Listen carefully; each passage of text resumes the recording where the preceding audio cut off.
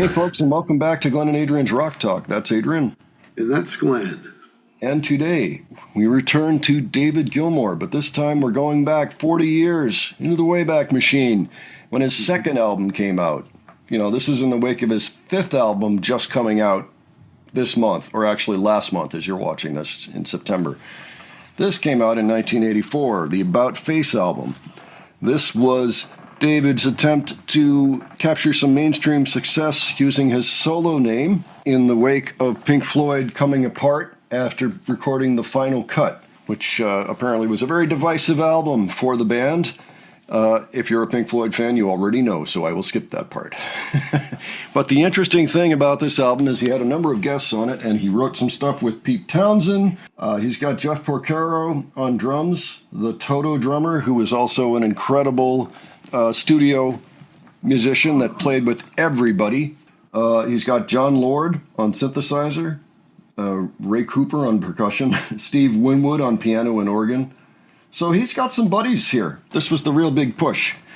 And he did have some hits with this record, but I don't think it was his thing because he doesn't play anything off this record anymore. But at the time, I think he was proud of what he was doing, and I think there was some pretty good work on it. I thought it'd be worth taking a look. I found a concert from the Hammersmith Odeon, 1984. That must have been an official release at some point, but I've never seen it before. And I thought we'd take a look at All Lovers Are Deranged, which I believe was one of the singles off the album, and it got some airplay at the time. There are some pretty interesting songs on it that fit in with the Pink Floyd motif of the time period, you know. Murder's another good one, for example. But I thought we'd check this out. So, Adrian, are you familiar with this song? No. No? Okay. Well, why don't we go ahead and check this out then?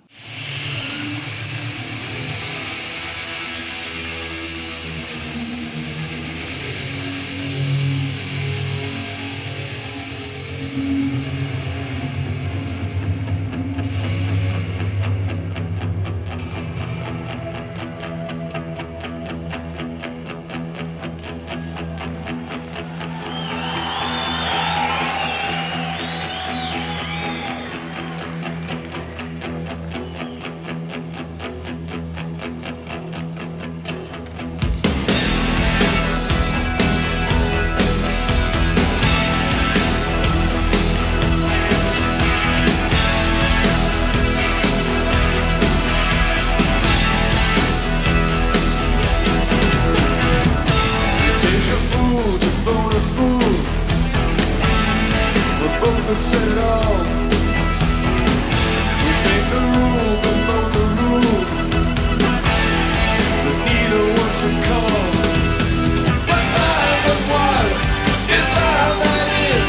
Did not to always be unchecked, and all lovers are deranged.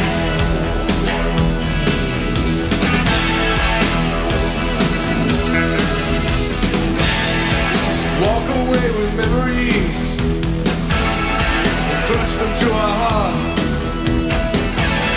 We're disembodied entity with moving fits and starts. From burning wine intoxicates and takes our parts of Indian folk, but our lovers are deranged.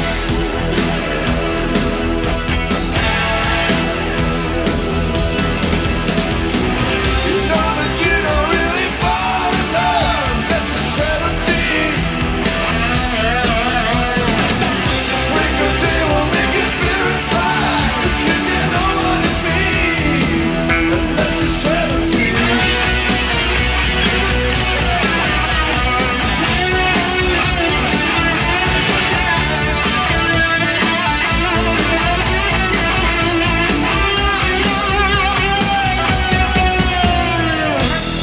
A fight to start a fight.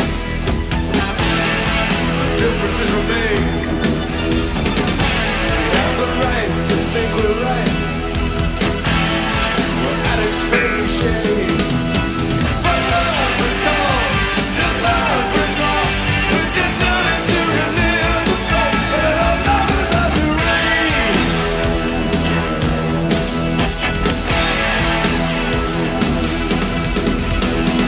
Love we call is love we more. We can turn it to relive.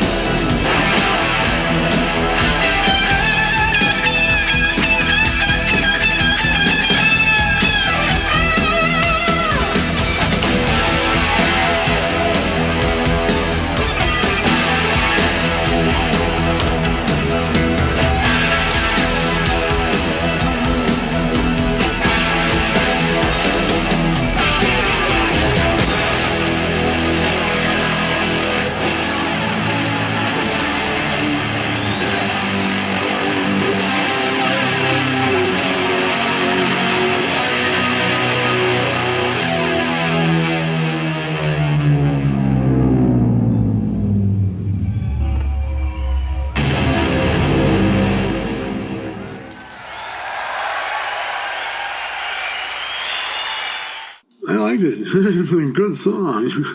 Yeah. And at the end, there's that guitar solo. It could only be David Gilmour. Yeah, I agree. It really can. I mean, it's a good jamming vehicle.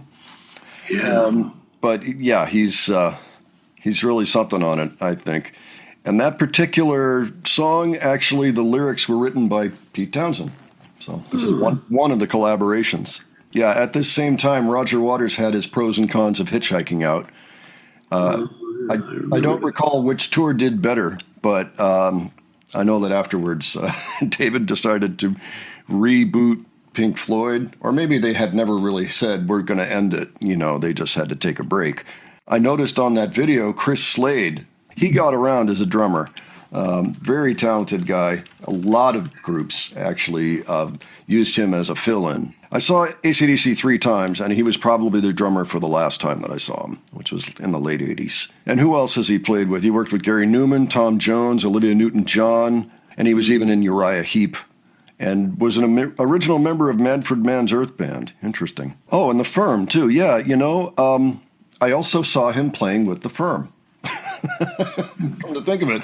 So yeah, I've seen him a few times in different bands. Yeah, he's always a good addition to whatever band he's in. I thought the whole thing was really pretty cool, and it's too bad we don't ever hear this stuff anymore. Every once in a while, it's worth dragging out the album and giving the songs a listen, because they're not really getting their due these days, for understandable reasons, Okay, well, so, folks, why don't you let us know what you thought of that song? If you're familiar with the About Face album, if you're intimately familiar with all of the details having to do with Floyd's breakup and all the things that happened while that was going on, didn't really break up. They just kind of broke apart a bit. They lost a piece. But anyway, any of that. If you saw it on tour, let us know. And if you enjoyed this video, please give it a like. And if you enjoyed our presentation, please subscribe. All right. Thanks so much for joining us, and we'll catch you on the next one. All right. Take care, folks. See you all later.